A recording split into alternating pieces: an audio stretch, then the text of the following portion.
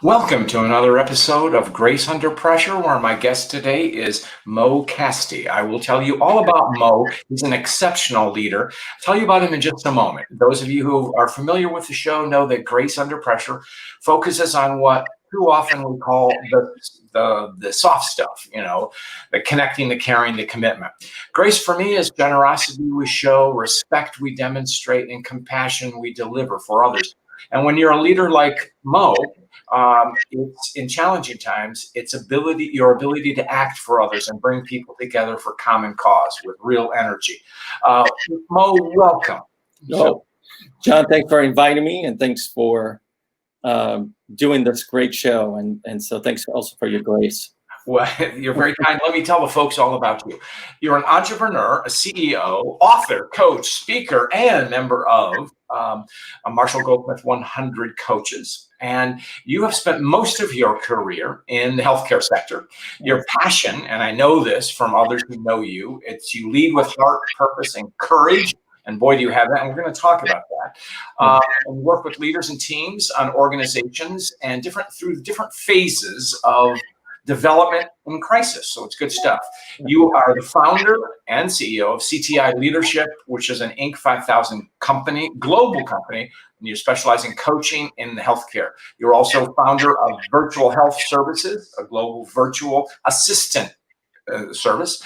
You are an executive coach. I don't know how you find time to be an executive coach with all these other things, but you do it and do it well. Previously, you worked at the University of College of Medicine at the University of South Florida, where you were the Chief Operating and Chief Transformation Officer. Prior to that, you worked for GE Healthcare, where you learned a little bit about sales, so much about it that you were their number one salesperson. You're also the author of a book on physician leadership, and you have two kids, one in high school and one in middle school. And the middle schooler, you tell us about it, because what does he want to do, Mo? Yeah, so my high schooler wants to be president of the United States. Oh, the high schooler. Okay, that's so good. You can just imagine the conversation we have at the dinner table these days. Oh, I'll bet you. That's great. Well, you're setting the right example. He's pointed in the right direction. So you work in healthcare, Mo, and the irony is that we are fighting a pandemic, yet many healthcare systems have been under financial crisis. What gives with that? So. Yeah, no, it's a good question, and it's counterintuitive, right? You kind of think, hey, they're busy as any time before. What's going on? And if to start with, healthcare margins are very, very limited. Usually are very small. 3.5% on average is the median margin for a hospital or healthcare system. And then when the pandemic came about, they had to close down. They had to close down anything that is not urgent, all the elective surgeries, all the imaging, all the orthopedics surgeries, and all of that. And those are their highest margin procedures, right? And so they had to shut all that down so that they can attend to the COVID. They weren't even sure what to expect. And then as they kind of recovered, they were banking on that there'll be some pent-up demand, right? And it's like, things will come back, but things have not come back, quickly. And so it's calling to question whether was the volumes there because we build up all these facilities and location, or is it that it's not, it's people are still scared that they don't want to show up. And when you really also think about it, there's this aspect of that, who uses the healthcare the most? It's people like, that they're the elderly that, are at the stage where they need a lot of services, and they're the one who are actually locked up. So they're not going out there, and they're postponing as many of the procedures as possible, saying, hey, do I want to be exposed or not? And so they're delaying that. But so now we're expecting by the end of this year, if the government does not intervene, probably a negative margin of 7%. Right. Well, the irony of this is that, and I've heard physicians talk about this, is there's going to be, in a way, a pent-up demand, but not in a positive way, because people who are putting off things, their condition will worsen. Am I correct in that, Mo? So. Yeah, absolutely. I mean, I think it's people who were supposed to kind of get some specific procedure and delayed that, then now they're seeing the conditions are even more deteriorating, and so that aspect of delay of care is what concerned people in healthcare today, and so they're connecting around that. And telehealth cannot address everything, right? Telehealth is got a lot of boost out of this pandemic, that because we were very slow in healthcare to adopt technologies like telehealth, but it cannot replace the procedure, cannot replace the attention that you need in person.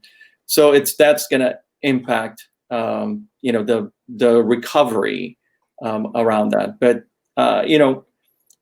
who doesn't need healthcare?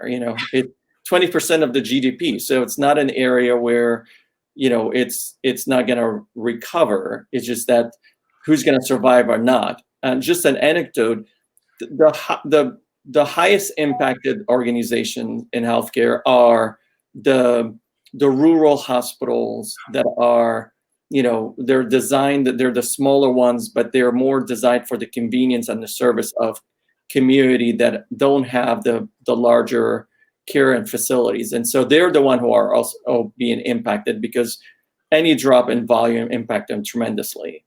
And so, I'm working with some of them that just want to see if they can reinvent themselves. Right. Mo, I first got to know you in March of this year. And when the pandemic just hit, we were on our daily phone calls with the Marshall Goldsmith 100. Yeah. And I could see in you had, in a way, my perception, two hats, in a sense, that you were working so diligently with your clients and who are under such enormous stress because this is when the pandemic was hitting and we're being overwhelmed with COVID. And at the same time, you're a business leader. You're CEO of your company. So how did that work out for you? Well, it's a blessing. So I mean, I thank God for navigating through all of that. But it was a difficult situations to navigate through that. But when we came out in both companies that I lead, we set out immediately and said, look, we're going to do whatever it takes to keep everybody on the team, right? And so we made that commitment early enough to be able to make people realize that we understand that all our lives are being disrupted. And so if we can take that, at least for the time being, off the table, so that people are not concerned about, the uncertainty that they're dealing with. So that was an element of that. And our company and our culture is all about the human being first, then the human doing second. And so we wanted to connect around that. Yes, I lost a lot of sleep to be able to navigate through all of the aspect of where's the business going to come from and how you're going to navigate through that.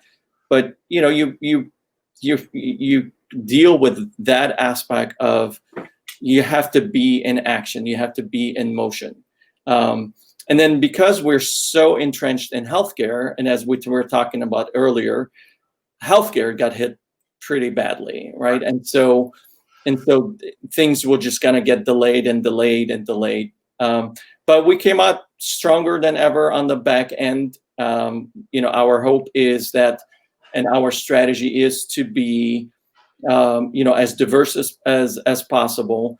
But you asked me at a certain point, do you diversify or do you, double down?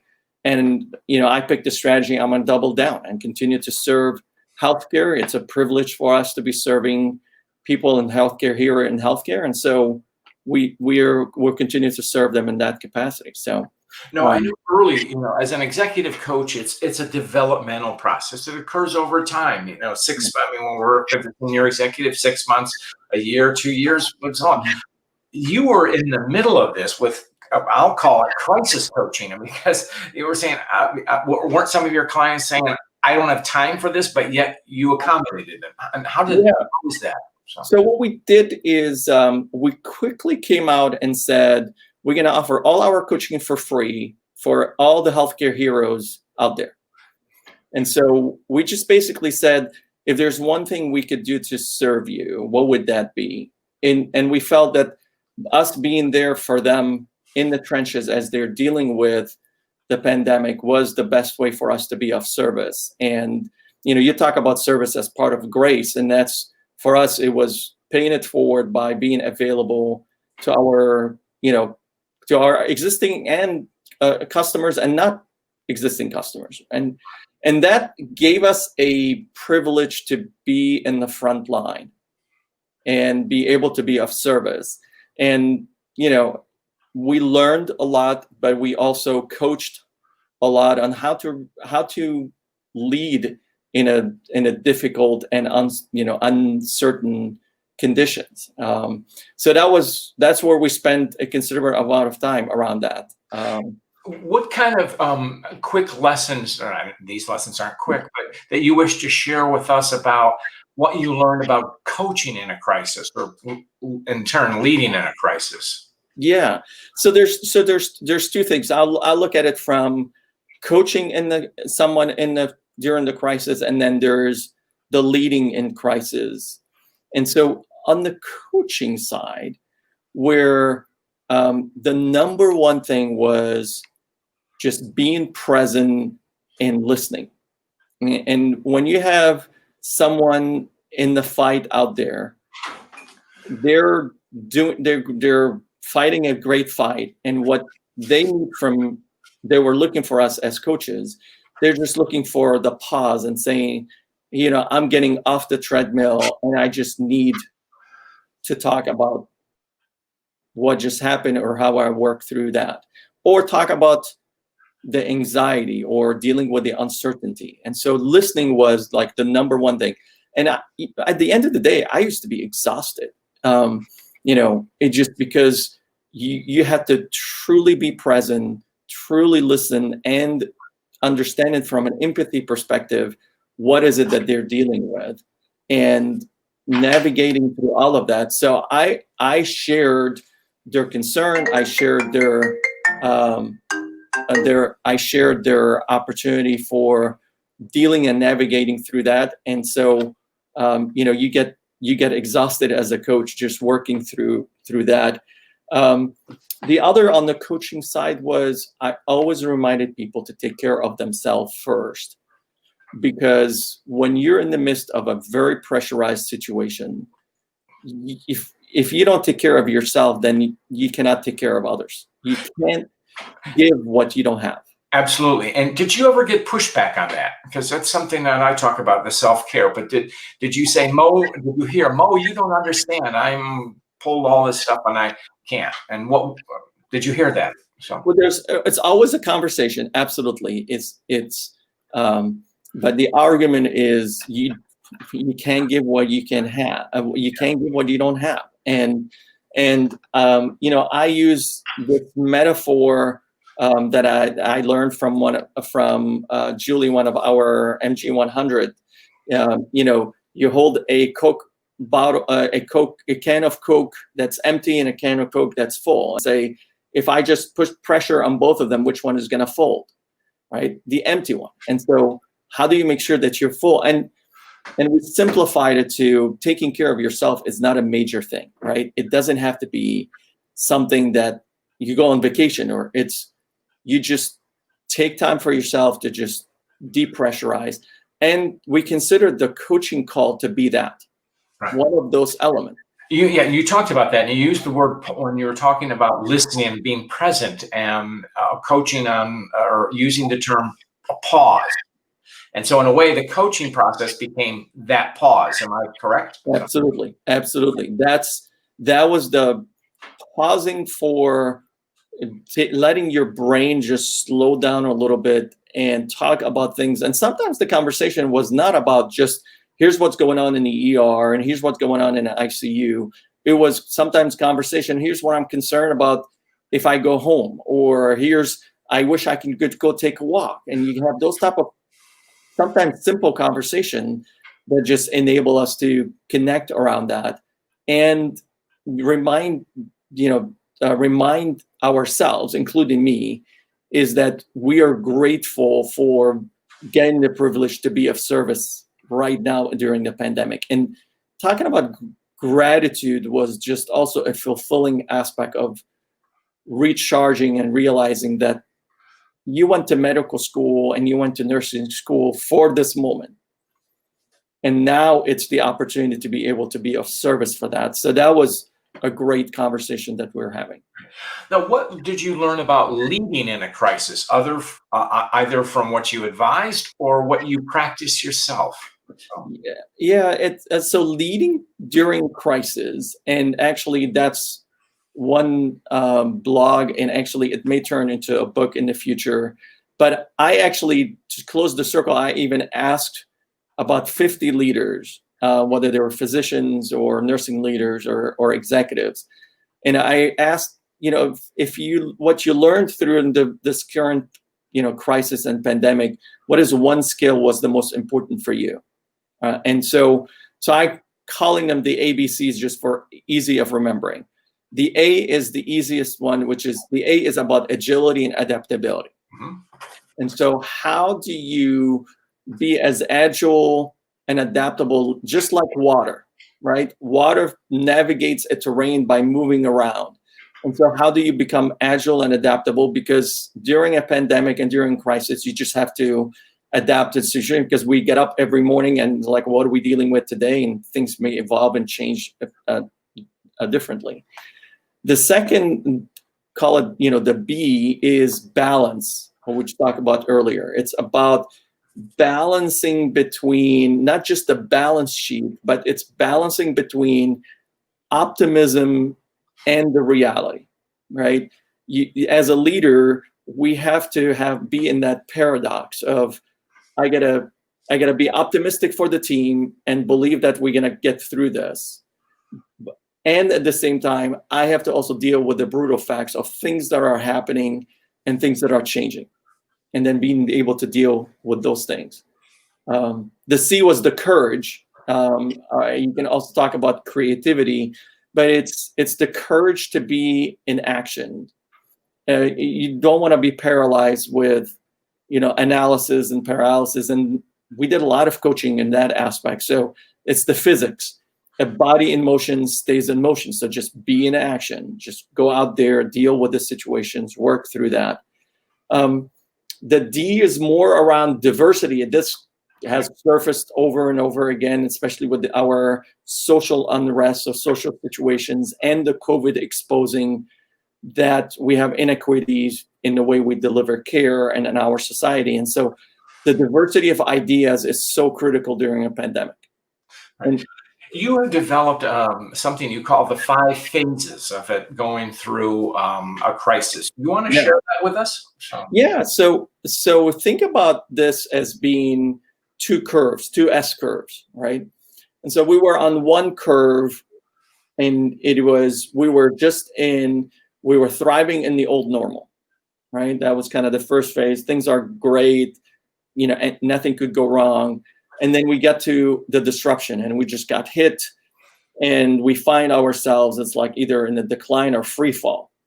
And then the second curve just start picking up as we realize is that it's not an infinite free fall. And so then third phase, I call the recovery. It's like we catch ourselves, we pull our pants, and we just keep going, right? We realize that this is an opportunity for us to dump the old paradigm and then start on this new curve and new set of curve. And that's where I disagree with a lot of people and say, we want to go back to the old normal. It's like, there is no such a thing, just abandon, be able to learn, but then work through that. The fourth phase, I'm calling it resilience.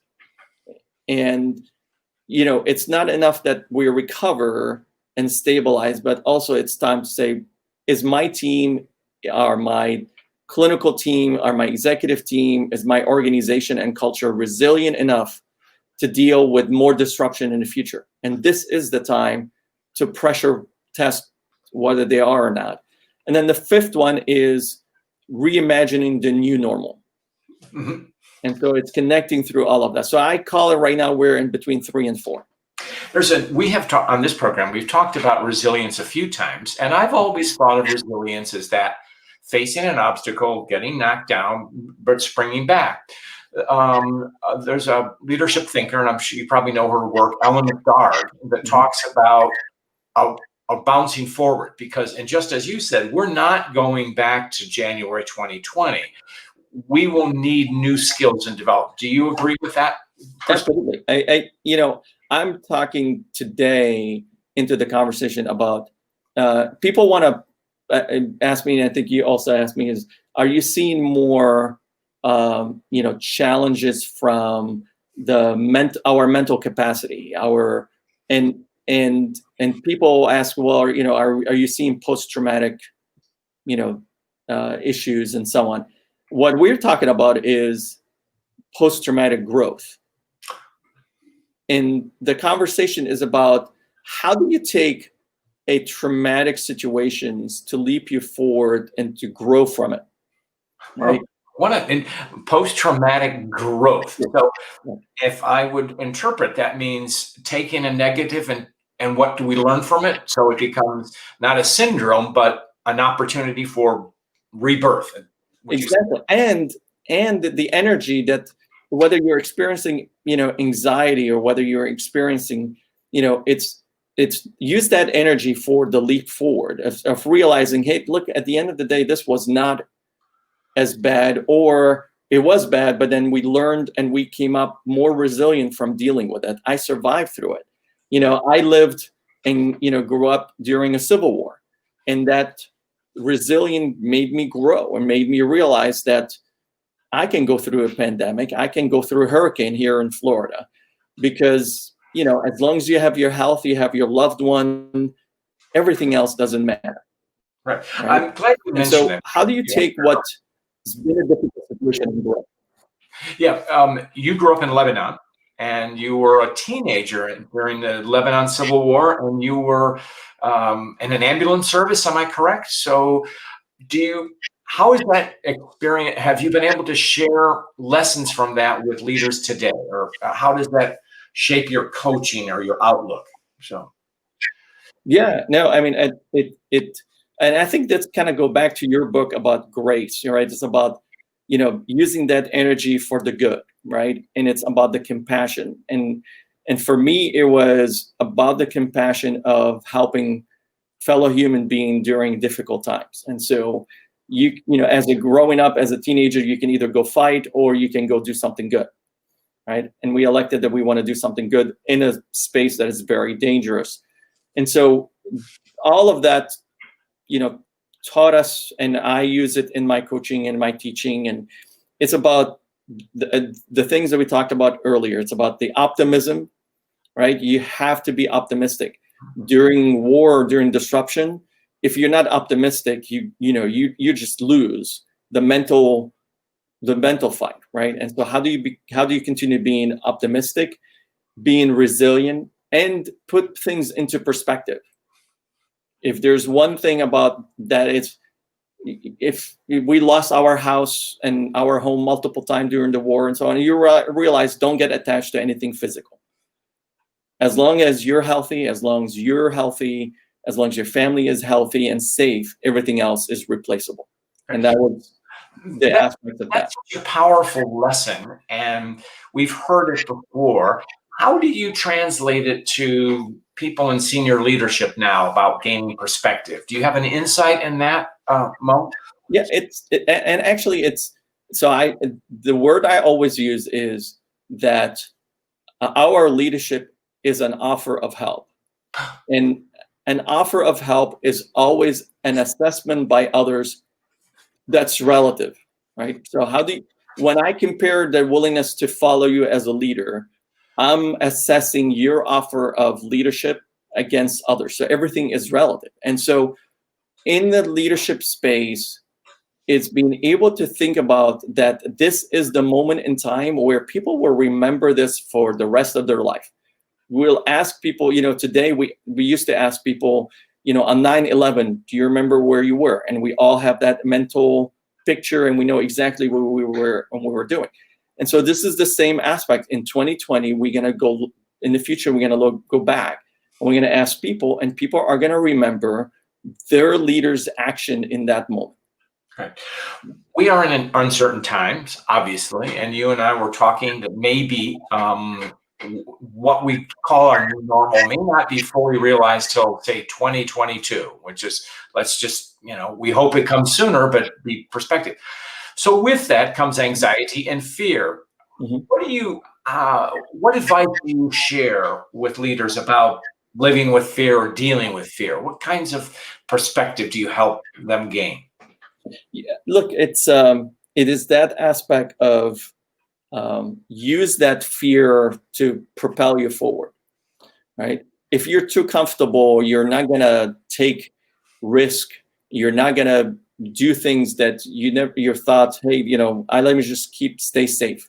Let me just not leap into something but if you think about it as a second curve and saying, you know what, I need fear to drive me to want to jump that curve. Otherwise, I'll just stay there.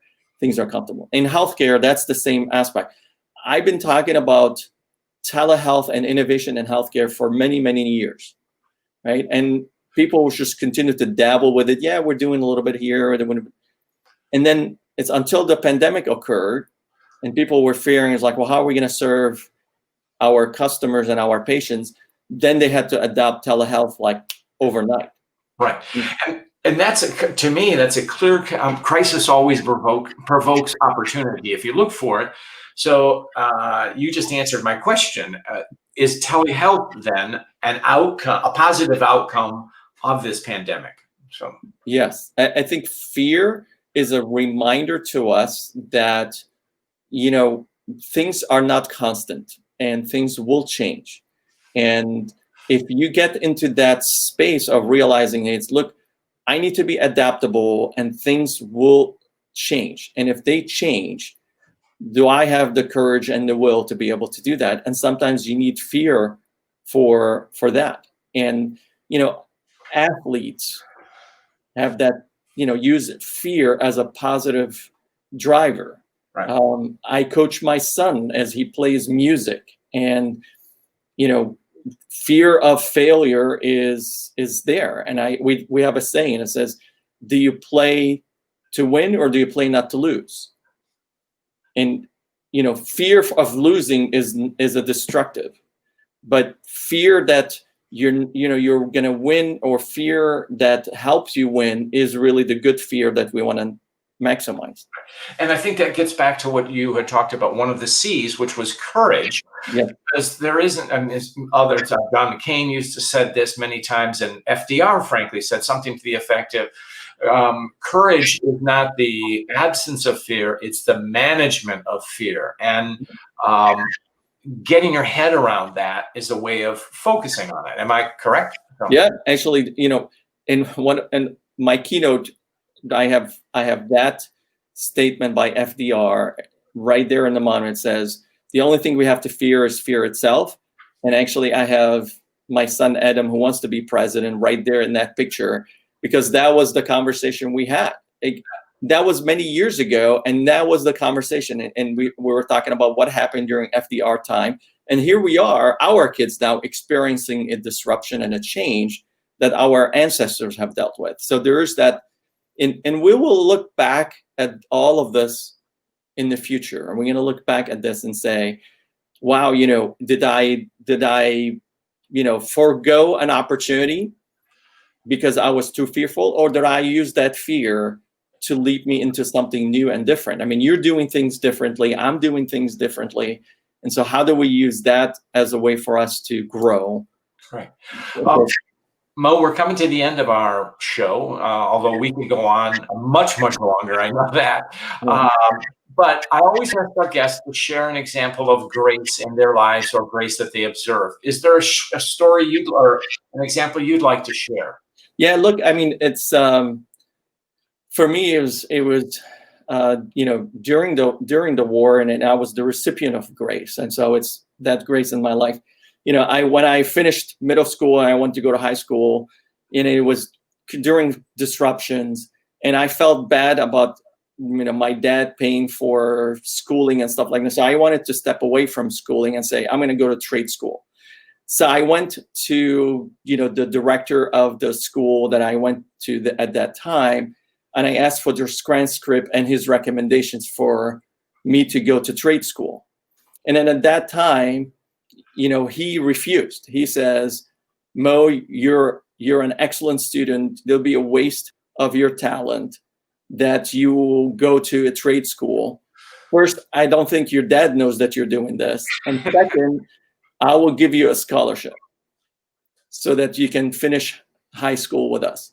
And I consider that to be a move of grace that, I look back today and I'm always in gratitude of paying it forward, is because that was a moment in my life, that grace and compassion showed up. That is certainly an example of grace. And so many of our guests have shared not that story, but how grace has transformed them. And you are doing what the intention of grace, because grace is a gift that comes to us, no strings attached, and it's what we do with it later. And your career is testament to the grace that you share with your company, your employees, keeping them all whole, but also the great gifts and your learning and perspective that you share with your many, many clients. So it's been an honor to have you on today. Mo, thank you. Thank you. Thanks, John.